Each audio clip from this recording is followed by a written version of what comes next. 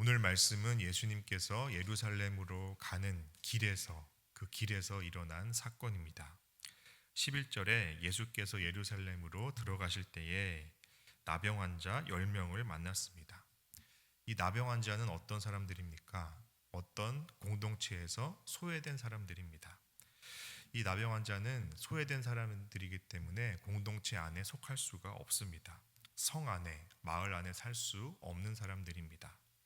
이 나병이 확진되면 성 안에서 무조건 나가야 됩니다. 전염성이 강하기 때문에 이 나병 환자들은 성 밖에서 나병 환자끼리 공동체를 이루며 살아갑니다. 이들끼리 살아가면서 무엇을 먹고 살 것이 어떤 직업이 있겠습니까? 먹고 살 수 없습니다. 가난하기 짝이 없죠. 그래서 구걸하며 빌어먹고 다녀야 합니다. 그래서 이 나병 환자들이 구걸하고 빌어먹기 위해서 가끔 성 안에 들어오게 됩니다. 그래서 구약 율법에 보면은 이 나병 환자들이 성 안에 들어오는 건 괜찮으나 성 안에 들어올 때는 이렇게 나병 환자임을 나타내야 된다라고 말씀하고 있습니다. 법을 정해줬습니다. 어떻게 합니까? 머리를 풀어헤칩니다. 산발을 하고 그리고 윗입술을 수건으로 가립니다. 산발을 하고 수건으로 가리고 윗입술을 가린 상태에서 나는 부정하다, 나는 부정하다 큰 소리로 외치고 다닙니다. 그래서 멀리서도 그러면 저 사람이 나병 환자임을 알게 되고 가까이 갈 수가 없게 되죠. 그래서 그 병이 옮기지 않도록 이렇게 율법으로 정해줬습니다. 만약 그렇게 하지 않으면 나병 환자인데 그렇게 하지 않고 마을을 돌아다닌다면 즉시 돌로 쳐 죽여도 그 사람은 죄가 없다라고 율법은 말씀하고 있습니다. 그래서 이 나병 환자들이 이렇게 다니면 나병 환자인 줄 단번에 알게 되겠죠. 그런데 예수님이 이제 길을 가시다가 이 나병 환자 10명을 한꺼번에 만났습니다. 그래서 이들이 예수님께 가까이 오지 못하고 성경 말씀 보니까 멀리 보고 멀리 선 상태에서 소리를 지릅니다. 우리 12절과 13절 말씀을 함께 읽습니다. 한 마을에 들어가시니 나병 환자 10명이 예수를 만나 멀리 서서 소리를 높여 이르되 예수 선생님이여 우리를 불쌍히 여기소서 하거늘. 멀리 서서, 가까이 오면 안 되니까 멀리 서서 예수 선생님이여 우리를 불쌍히 여기소서 외칩니다. 그리고 예수님이 멀리서 이 나병 환자들을 보고 너희 몸을 제사장에게 가서 보이라 라고 말씀하십니다. 그래서 이 나병 환자들이 제사장에게 보이러 가는 길에 그 길 와중에 나음을 입게 됩니다. 이걸 한번 생각해 보면 정말 말로 설명할 수 없는 놀라운 은혜입니다. 왜 놀라운 은혜이냐? 우리가 은혜라고 할 때는 내 노력, 내 능력, 내 의지 바깥에 있는 것을 은혜라고 말합니다. 내가 노력하고 추구하고 내가 애쓰고 내가 힘쓰고 내가 최선을 다해서 얻을 수 있는 건 은혜가 아니죠. 그건 노력의 산물입니다. 그런데 내가 아무리 노력해도 구할 수 없는 영역, 내가 노력해도 얻을 수 없는 영역, 우리는 그것을 은혜라고 말합니다. 예수님 당시에 나병 환자가 이 10명만 있었겠습니까? 수많은 나병 환자가 있었겠죠. 그런데 그 수많은 나병 환자 중에서 이 10명이 예수님을 만나게 되고 고침을 받았다. 그것이 은혜입니다. 또 예수님의 동선을 이 사람들이 따라다닌다 해도 이 사람들이 가는 길과 예수님이 가는 길이 우연한 만남 속에서 자기들도 예기치 못한 만남 속에서 고침을 받았다. 이것도 은혜입니다. 그리고 이들이 예수님께 고쳐달라고 소리 질렀다고 해서 예수님이 그 소리를 못 듣고 그냥 지나갈 수도 있고 들었지만 고침을 안 고쳐줄 수도 있는데 이들은 예수님께 소리 질렀고 예수님은 그 소리를 들으시고 고침을 받게 도와주셨습니다. 말로 설명할 수 없는 은혜입니다. 오늘 우리도 이 나병 환자처럼 나를 한번 대입해서 생각해 보면 내가 이 자리에 있는 것도 하나님의 놀라운 은혜입니다. 지금 우리가 이 자리에 앉아 있는 것, 이 새벽 시간에 이 추수감사절 휴일에 이 새벽 시간에 나와서 이 자리에 있는 것 자체가 하나님의 은혜입니다. 내가 내 인생에 예수를 만난 일이 없다라면, 내가 예수님을 만나지 않았더라면 나는 과연 지금 무엇을 하고 있을까? 이 휴일에, 이 새벽에 무엇을 하고 있을까? 어디에 있을 것 같습니까? 이 새벽 시간에 어디에 있으며 무엇을 하며 시간을 보내고 있겠습니까? 성경은 이 나병과 죄를 등가로 보고 있습니다. 이 나병의 군이 우리 몸속에 들어오면 이 몸속에 침투해서 차츰차츰 그 통증의 신경을 갉아먹습니다. 신경 조직을 파괴합니다. 그 신경 조직을 파괴해서 꼬집어도 아픈 줄 모르고, 피가 나도 피가 흘린 줄 모르고, 뜨거운 걸 만져도 뜨겁지가 않습니다. 손이 떨어져 나가고 손톱이 빠져나가고 손에 피가 흘러도 아무것도 느낌을 갖지 못하고 살아가는 겁니다. 그래서 손은 다 조막손이 되고 눈썹도 빠지고 시력도 약해지고 점점 병균이 내 몸속에 들어와서 신경을 다 파괴해버리고 내 육체를 파괴해버립니다. 죄도 마찬가지입니다. 죄가 우리 몸에 들어오면 처음에는 이 죄를 지을까 말까, 이 죄를 지어야 되나 말아야 되나 고민하게 됩니다. 그런데 그냥 그 죄를 한번 짓고 난 다음에는 그 죄를 내가 지어야 되나 짓지 말아야 되나 라는 생각조차 못하게 됩니다. 내 영혼이 죄의식을 차츰차츰 잊어버리고 그냥 무의식 속에서 이 죄가 얼마나 뜨겁고 더러운지를 알지도 못한 상태에서 차츰차츰 죄에 대한 의식 없이 무감각하게 죄를 짓게 됩니다. 그러다가 나중에는 죄의식 없이 내 영혼이 완전 사탄의 밥이 되고 노예가 되어서 멸망하게 돼버리는 것이죠. 이것이 바로 나병과 죄의 공통점입니다.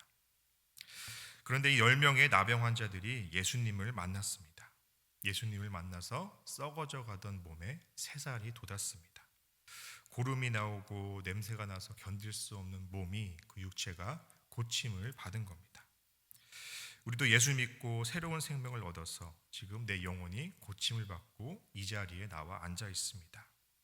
이것이 내가 원해서 예수님 만나 주십시오, 예수님 만나고 싶습니다, 내가 원해서 예수님을 만난 것이 아니라 이들이 예수님께서 길 가시다가 우연히 나병 환자들 만난 것처럼 온전히 예수님의 은혜로 예수님이 나를 만나 주셔서 이 만남의 역사가 일어나고 구원의 은혜를 베풀어 주시고 깨끗함을 얻게 되었다라는 겁니다. 이것이 우리가 받은 놀라운 은혜라는 거죠. 그런데 이렇게 나병 환자들이 모두 은혜를 받았는데 그 은혜를 잊은 사람들이 많습니다. 10명의 나병 환자 중에 한 명만 주님께 돌아오게 됩니다. 우리 15절 말씀을 같이 읽습니다. 그 중에 한 사람이 자기가 나은 것을 보고 큰 소리로 하나님께 영광을 돌리며 돌아와. 아멘. 자, 이 말씀에서 큰 소리로 하나님께 영광을 돌리며, 이 말씀이 중요합니다. 그 앞에 13절을 보시면 아까 소리를 높여 이르되, 예수 선생님이 우리를 불쌍히 여기소서 그랬죠. 네. 예수 선생님 우리를 불쌍히 여기시고 고쳐 주옵소서. 여기서 그냥 말한 것이 아니라 소리를 높여 이르되 그렇게 되어 있습니다. 자기들이 나병 환자니까 고쳐달라고 소리를 질렀습니다. 예수님 우리를 고쳐 주십시오, 큰 소리로 외쳤습니다. 그래서 예수님이 그 소리를 들으시고 다 고쳐 주셨습니다. 그런데 그 중에 예수님께 돌아와서 다시 돌아와서 큰 소리로 하나님께 영광을 돌리며 돌아온 사람은 딱 한 사람뿐이었습니다. 이 사람이 나중에 16절에 보면 사마리아 사람이라고 나오는데요, 이 사람이 소리질러 나를 고쳐주십시오 하던 그 소리와 똑같이 큰 소리로 하나님께 영광을 돌리며 돌아왔다라는 겁니다. 우리는 내 인생의 문제들, 답답한 문제들, 해결해야 될 문제들, 하나님 문제를 해결해 주십시오, 하나님 내가 답답합니다, 기도할 때는 잘 소리 지릅니다. 네, 답답하니까 간절하게 외치고 큰 소리로 부르짖습니다. 소나무 뿌리도 뽑습니다. 그렇게 기도합니다. 탄식하고 울면서 급한 마음으로 하나님께 아뢰고 기도하죠. 근데 나중에 그 기도 제목을 들어주시고 이제 내가 좀 나아지고 살만해지면 이제 좀 숨을 쉬게 되면 다시 돌아와서 하나님께 똑같은 소리로, 그렇게 큰 소리로 감사한 적이 있는지 돌아봅시다. 그러나 그렇게 우리는 감사하지 않습니다. 내가 입 벌려서 감사하지 않고 하나님의 은혜라고 생각하지 않고 그 은혜를 점점 잊어버리고 내가 노력해서 내가 이렇게 큰 소리로 기도해서 기도한 줄 착각하고 감사가 사라지게 된다라는 겁니다. 그러나 돌아보면 우리에게 하루 세끼 양식을 주시고 나에게 건강을 주시고 나를 안전하게 지켜주시고 우리 가족을 지켜주시고 또 먹고 살게 하시고 웃게 하시고 또 좋은 교회를 만나게 하시고 좋은 성도들과 목사님을 만나게 하신 것, 이 모든 것이 다 은혜임을 우리가 깨닫게 됩니다. 그래서 그 감사를 어떻게 표현을 해야 됩니까? 교회 오셔서 예배 드릴 때, 찬양할 때 입을 벌려서 큰 소리로, 내가 할 수 있는 한 큰 소리로, 음치어도 상관없습니다. 립싱크하지 말고 큰 소리로 찬양하고 입 벌려서 하나님께 영광을 돌려야 된다라는 겁니다. 내가 하나님께 감사합니다. 하나님, 이 놀라운 은혜 감사드립니다. 우리는 할 수 있는 한 큰 소리로 하나님께, 우리가 큰 소리로 기도한 것처럼 큰 소리로 감사할 필요가 있다라는 겁니다. 또 이 사람의 감사가 진심인 이유는 16절입니다. 우리 16절 말씀을 같이 읽습니다. 예수의 발 아래에 엎드려 감사하니 그는 사마리아 사람이라. 네, 여기에 발 아래에 엎드려 감사하니 이렇게 되어 있는데요. 이 원어의 의미를 보면 발 아래에 그냥 엎드린 것이 아니라 그 발에 자기의 얼굴을 부비며 감사했다라는 의미가 있습니다. 지금 예수님의 길을 가던 중입니다. 발이 깨끗하지 않습니다. 예수님의 발이라고 냄새가 나지 않겠습니까? 냄새가 나고 먼지가 있고 사막의 모래를 다 발아가면서 땀이 난 더러운 발입니다. 근데 이 사마리아 사람이 이제 바로 직전까지 나병 환자였습니다. 돈 한 푼도 없는 사람이었습니다. 자기가 가진 게 아무것도 없어요. 돈도 없고 뭘 좀 사서 드리고 싶어도, 감사를 표현하고 싶어도 가족도 없고 친척도 없는데, 아무것도 없는데 드릴 게 뭐가 있습니까?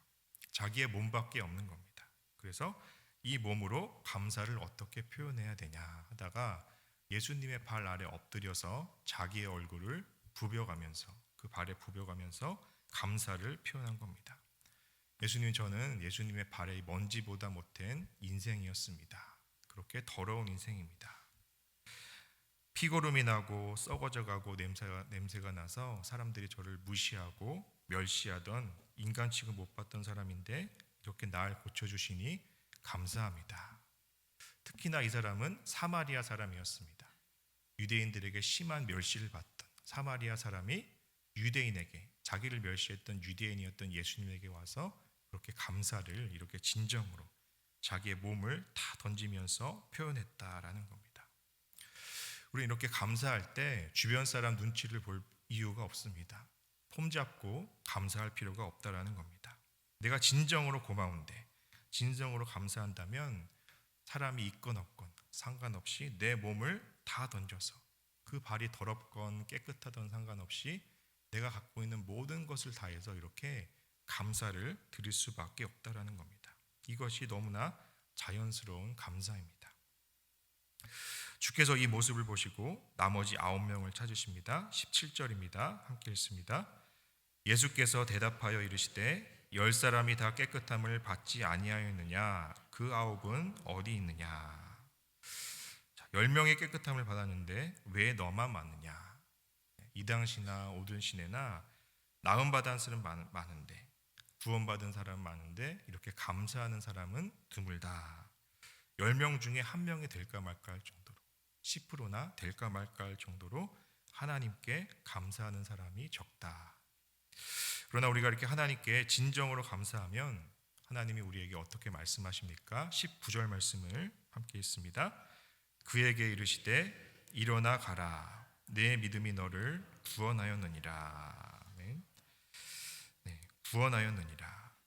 전인적 구원을 말합니다.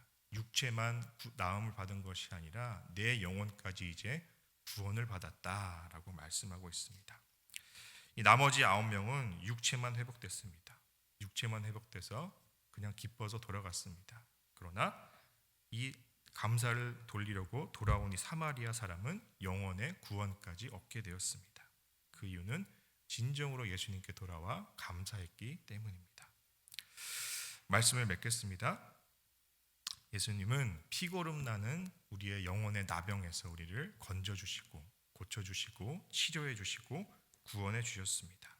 우리는 그 구원의 은혜를 잊고 돌아가 버리는 9명이 아니라 다시 한번 그 은혜를 잊지 말고 다시 한번 돌아와서 하나님께 큰 소리로 영광을 돌려서 감사를 표현해야 합니다. 무릎을 꿇으며 발에 엎드리고 얼굴을 부비며 감사했던 이 환자처럼 나의 온몸으로 표현을 다해서 주님께 감사하시기 바랍니다. 그때 내 영혼과 믿음이 새롭게 되고 감사가 충만한 삶이 될 것입니다. 이 기도 시간에 입을 크게 벌려서 하나님께 감사하고 내 몸 전부를 주님께 던져서 주의 구원에 감사하는 저와 여러분 되기 바랍니다. 기도하겠습니다.